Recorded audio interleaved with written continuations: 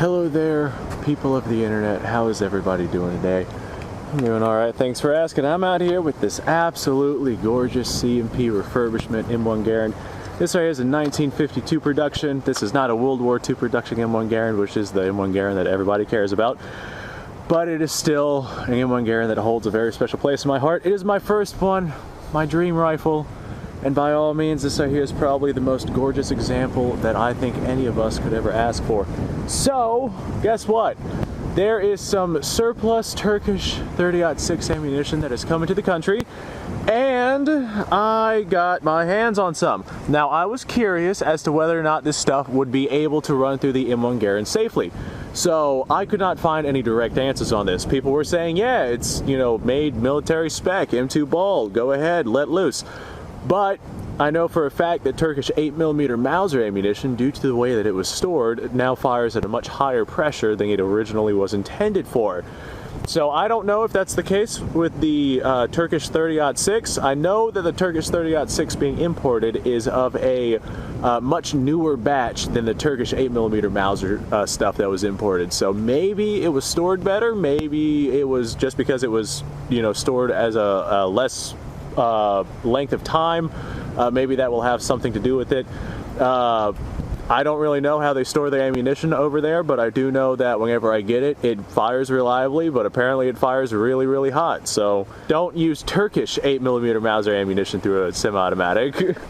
Now, I purchased some Turkish 30-06, and it came on these Garand clips, complete with little bandoliers. So I don't know anything about these clips. I don't know anything about really any of this, but I know that this Turkish 30-06, some of the cheapest stuff that you can get on the market, this stuff says 1957 make or 1967 make. And this is non-corrosive stuff from what I was told. Yeah, 1967. So this is non-corrosive stuff from what I was told, but I'm not necessarily sure how much I believe that. Every country every company that's importing this Turkish stuff is saying that it's non-corrosive, but like I said, you buyer beware. I will probably clean this out of my rifle as if it is corrosive ammunition, but I am going to go ahead. This is what I'm going to do. I'm going to run this right as it came from the package. Like, this is just literally right from the bandolier that I pulled out of the box that it shipped in, and I just have 30-06 in M1 Garand clips.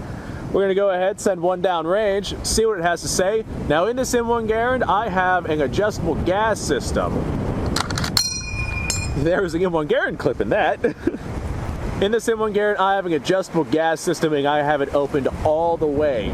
It is at a point to where only really, really, really high pressure things would be able to cycle this M1 Garand. So if this really is standard pressure ammunition, then it will not cycle this M1 Garand. Well, she's a little rough on the load, but we got her in there. All right, I'm going to go ahead and just send one round downrange down at our still silhouette. We're gonna see if it cycles or ejects or anything like that. We're gonna see what the brass looks like. We're gonna see what happens. Hopefully this doesn't blow up in my face, and if it does, hopefully it doesn't kill me. Well, we fired. We hit our target. I don't think that this cycled though. In fact, I'm fairly positive it did not. Yeah, we did not cycle our ammunition. I don't think our bolts for the M1 Garand even started coming back. So with it wide open, where all the other ammunition would have failed, this right here did not cycle. I'm pretty sure that this stuff is reloadable as well, so I'm going to go ahead and keep this. So now I do not have one in the chamber. I made sure not to do that because I'm going to adjust my gas system. I'm going to adjust it to where I know steel case ammunition will reliably run in this M1 Garand. Okay. Now I know for a fact steel will run in this M1 Garand with the gas system adjusted the way that it is, but I know for a fact that standard pressure ball ammunition will not. So now I'm going to chamber around. Did I chamber around? I did in fact chamber around. And I'm going to put another round downrange. All right. I don't think we cycled that one either. It would appear that this one, a little pressure stuck. Let's check that out. Well, maybe not pressure stuck, because it doesn't look like it was pressure stuck. Maybe it was just a little on the dirtier side. I have not cleaned this ammo, nothing like that, but we did not cycle. So that is a very good sign. Now, I do not have a round in the chamber. I'm going to adjust this gas system even further.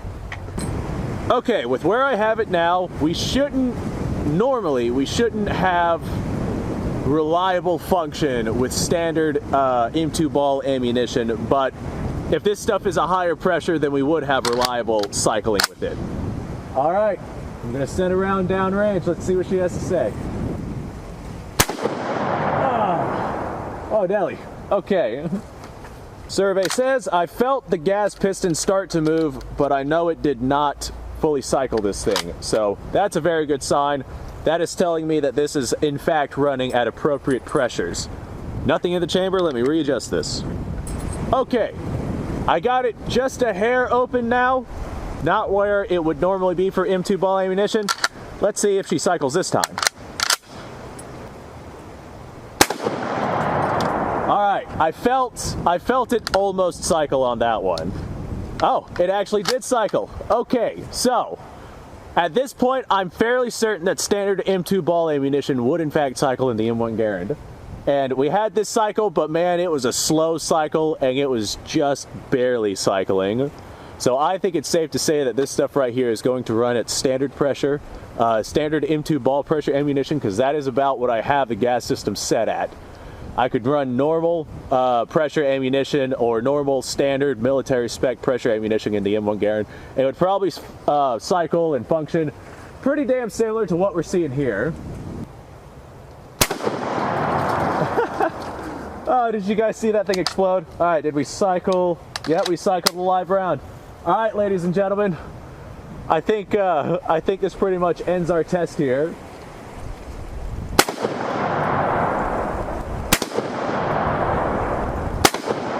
All right, we cycled all of those rounds, and we did it reliably once I had the gas system set up. So I'm going to go ahead and say no duds, no hang fires, no nothing like that. Yes, this stuff is probably safe to run through your M1 Garand. It did not run. I mean, I've ran hotter things through this M1 Garand using the adjustable gas system, and I have it damn near closed up at this point, so. And the thing is barely cycling. I can feel it very barely cycling. As a matter of fact, we are hardly launching our brass anywhere. It's all sitting around right here, so yeah, this stuff is running at standard pressures. So feel free to get yourself some of this stuff and run it through your M1 Garand, but use caution. It might turn out to be corrosive. I'm not entirely sure myself. You know what? Just for fun, earlier I ended up running a 45 Magnum round through our bowling pin right here, but I want to see if a 30-06 will go through it. I'm fairly certain that it will, especially a full metal jacket one like what we're going to be running here. But to my surprise, a 44 Magnum did not go through this thing. That was pretty incredible. I am next to positive that a 30-06 is going to pass right through this thing, though. We got a full metal jacket 30-06, way hot of a round, I think a 44 Magnum.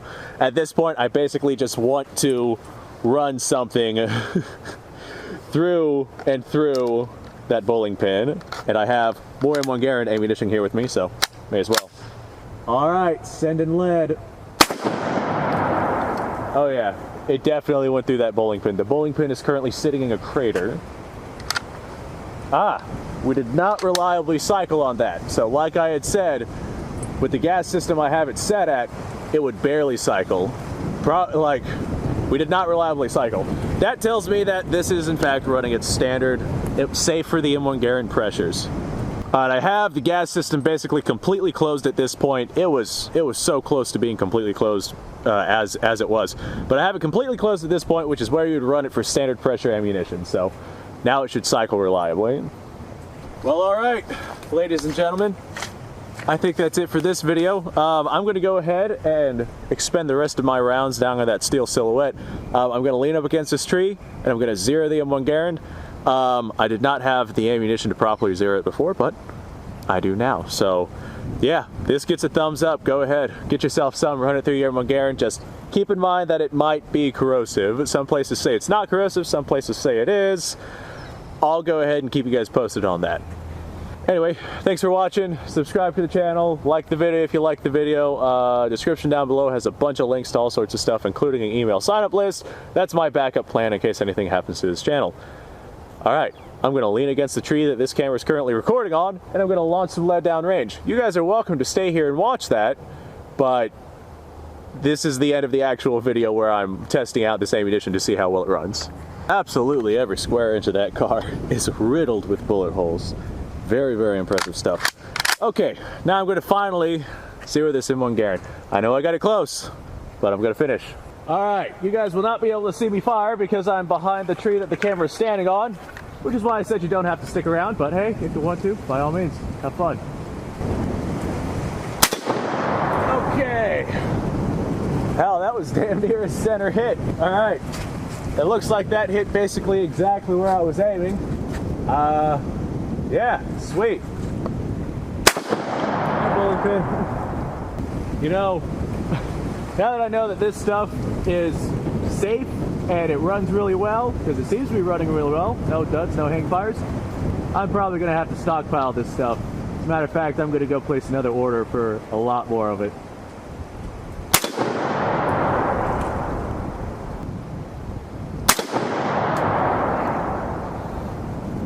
Alright, I'm going to walk over here, take a look at where it is that I'm hitting, because, well, last time I hit dead center.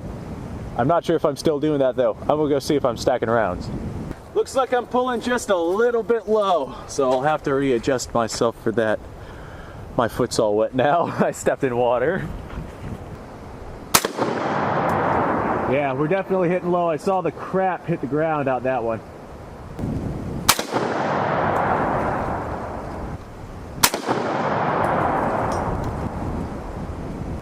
By God, this is a good time. I don't think I've ever been able to come out here and run this M1 Garand the way that I am. So I saw a couple of times where we were hitting, it looks like we're hitting just a hair right too, so I'm going to readjust my rear sight here. I have no idea how soldiers during the Battle of Bastogne were able to adjust the sights on the M1 Garand. My fingers are absolutely freezing for this. Alright. One more clipazine, just because I'm having such a good time with this. Alright, safety's on. I'm gonna walk down there, spray paint the target. I'm pretty sure I'm pretty damn close to zero now. Alright, target's painted. Let's go ahead, launch some lead. I'm leaning against the tree again. Alright, I'm not sure where we hit on that. I'm pretty sure, damn, I think that was right dead center. Let me go have a look. Yeah, we smacked it dead center, but we hit the crap. That's why I couldn't really tell where I hit.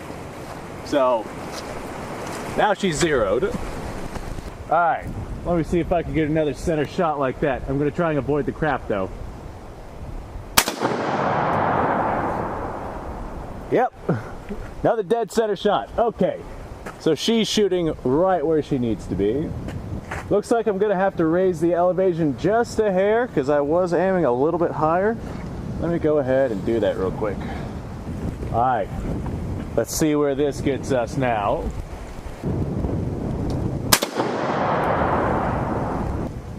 Alright, I did hit a little bit higher. I might have raised the elevation just a little too much.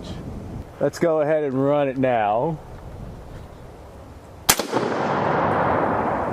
There we go. Alright.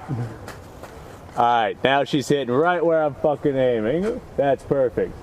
That's a shot right on the money right there.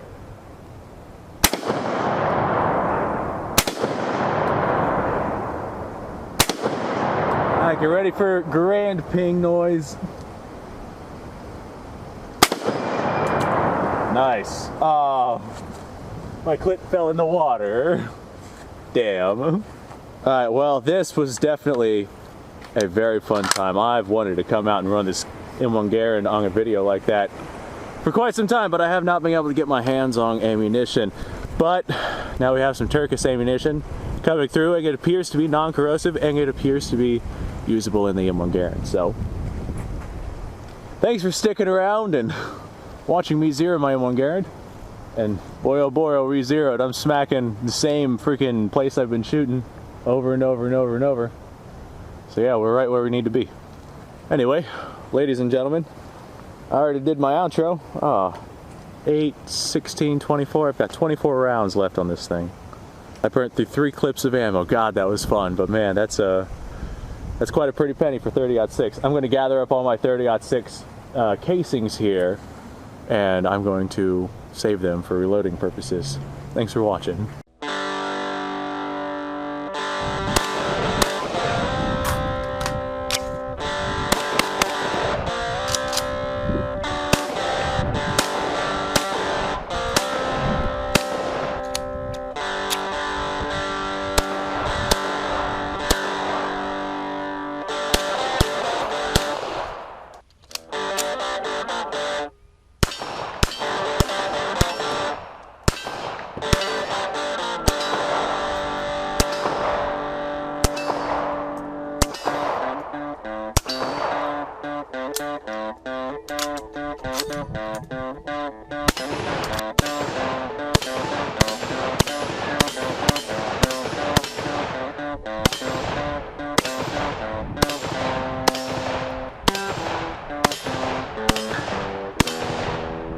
Been a little while since I've done this.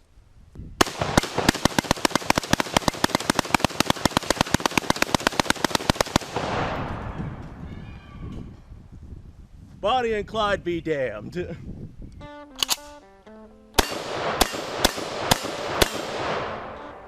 Poor man's Garand.